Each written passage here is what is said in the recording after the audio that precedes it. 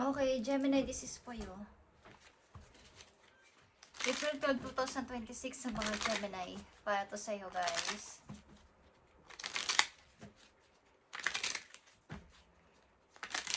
Gemini. Para to sa'yo.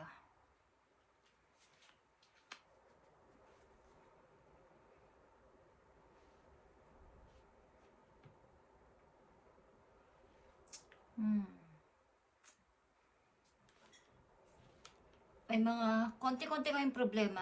Guys, Gemini, sa inyong kasalukuyan, titingnan natin ang message sa inyo today.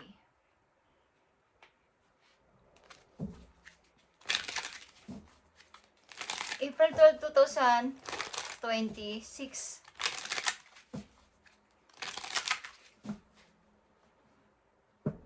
Para sa mga Gemini.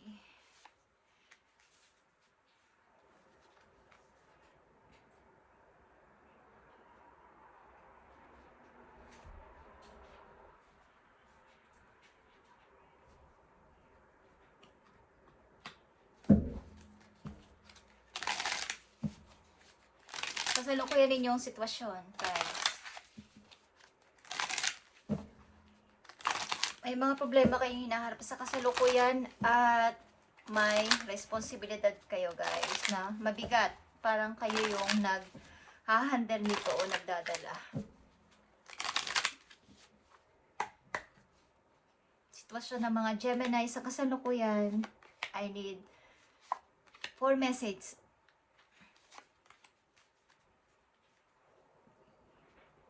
But may kasama kayo sa buhay, person na inyong laging kaagapay, okay? O nagsusupport sa inyo sa anumang oras. Maaring partner nyo or asawa nyo or boyfriend nyo o girlfriend nyo, okay? Gemini, ang inyong unang message ay Queen of Cups. Okay. Amor is the sign that someone is looking at you with great love and longing. Okay. Meron kayong iniibig o may umiibig sa inyo, guys. Okay? Amor is salitang ibang lingwahe ito. Okay? Ibang language. Hindi ko alam kung Spanish ito. At ito ay sign na mayroong tao na nagbibigay sa inyo ng pag-asa o nagbibigay sa inyo ng inspiration sa inyong kasalukuyan. Okay, mayroon kayong minamahal o may nagmamahal sa inyo, guys. May may sumusuporta sa inyo, katulad na sinabi ko kanina. Okay? Gemini, ang sagot sa inyo dito ay yes. Getting satisfaction, good times, happy ending. Okay, nakikita nyo to. Dalawang person na magkahawak ang kamay at talagang magkasama sa lahat ng bagay. O kayo ay nasa magandang relasyon, guys. But may mga responsibilidad. Hindi ko alam kung sa inyong family mismo, may kasama mga magulang at relatives, kapatid. But sa pag-ibig nyo is okay na okay, Gemini. Okay? Andito ang The Chariot. Andito ang 7 of Cups. Andito ang The Hangman.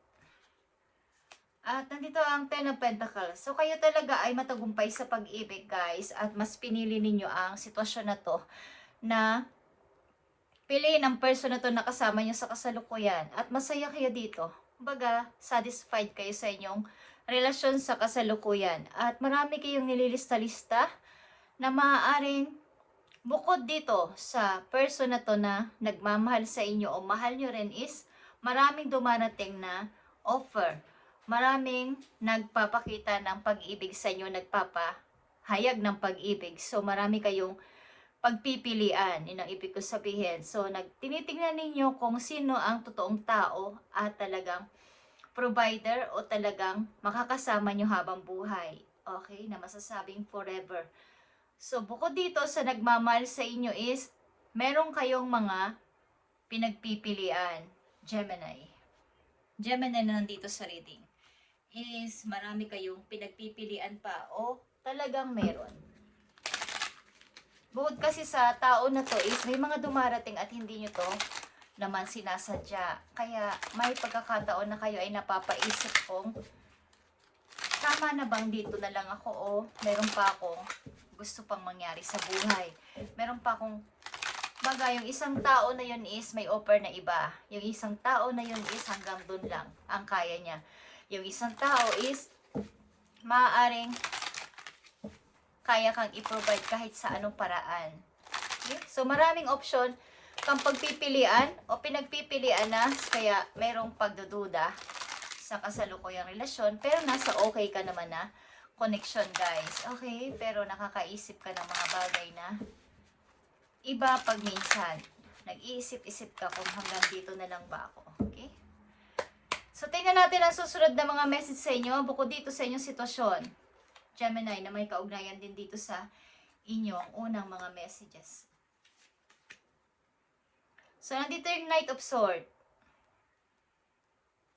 Titingnan natin to kung isa itong person na nagpaplanong puntahan ka. Okay? May in love nga kayo sa isang tao, guys. Andito ang temptation. Andito ang 10 of Pentacles. Nandito ang 5 of Cups. At nandito ang King of Swords. Okay, guys.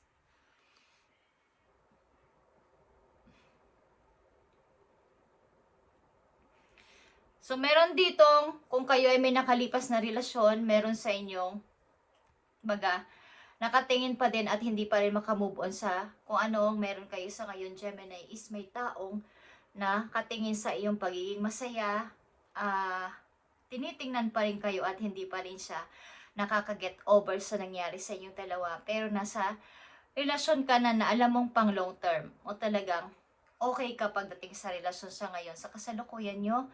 But may isang tao dito, di ko alam kung galing sa inyong nakaraan, at maaaring, hindi ko alam kung ito ay obsessed sa'yo or lagi kang tinitingnan. Okay. At maaaring handa itong puntahan ka o handa itong gawin ang lahat para guluhin ka kung sakasakali. Okay. Maaaring hindi pa rin ito makamove on sa inyong nangyari sa inyong dalawa kung ito ay past na karelasyon mo.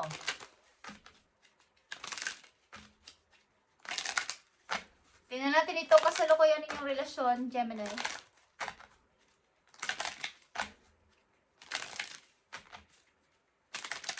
Kasalukuyang relasyon ng mga Gemini, ibigay mo ang tamang message sa kanila para magkaroon sila ng idea. Thank you. So, andito ang learn. Okay, Gemini? Let love show you how to learn from each other. So, ito ay talagang, kumbaga, kung siya ay may pinagdaanan din sa buhay at ikaw ay meron din, is kailangan yung pagtugmain o maaaring gawing balance ang inyong koneksyon. Kung mga bagay na hindi na pwedeng mangyari, na nangyari na noon, is huwag nyo nang gawin sa inyong kasalukuyang karelasyon. At matuto sa nakaraan. Okay, para maging hindi mahati ang puso na to. Okay? Kumbaga, kung ito ay buong heart ang naka-image dito, is para hindi ito maging mahati o mabroke kapag nangyari ang hindi nyo inaasahan. Kung hindi kayo magkakaintindihan at hindi kayo natuto sa nakaraan, is baka paulit-ulit lang at maulit lang ang nangyari sa inyong kasalukuyang koneksyon. At andito ang guilt. Huwag kayong mag-guilty kung ang hanap nyo naman ay maging masaya lang sa buhay, maging happy lang, at magkaroon lang ng tamang tao na inyong mamahalin. Huwag kayong mag-guilty kung may isang tao galing sa past ang hindi pa rin makaget over sa inyo, hindi pa rin makamove on dahil sa nangyari sa inyo, is wala na kayong magagawa doon, guys. Ang piliin nyo ay inyong happiness at mangyayari ito. Okay, Gemini, ito ang inyong message today about ito sa inyong love. Una pa lang is love na ang lumalabas dito sa inyong message. At may konti lang kayong problema na hinahandle ngayon. Maaaring ito ay sangkutan ninyong family.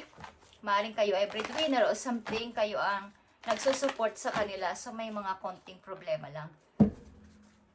Maaring may dumating na news sa inyo, bad news, at kayo ang naghahanap ng solusyon. Isang message dito for you, pato sa yung journey ng life, Gemini. Okay, Gemini, passion and pleasure. Savor your life. Okay. Gawin mong magaan lang ang lahat, maging masaya sa iyong kasalukuyan, at i-show ang iyong mga skills, talent, or kung anong ginagawa mo. Kung saan ka masaya is ipakita mo na doon ka masaya at wag mong pigilan. Okay, kung in love ka, kung may ginagawa kang nakakapagpasaya sa iba is i-show mo yun sa lahat. At ito ay tungkol sa iyong passion. Okay? Gemini, thank you and God bless.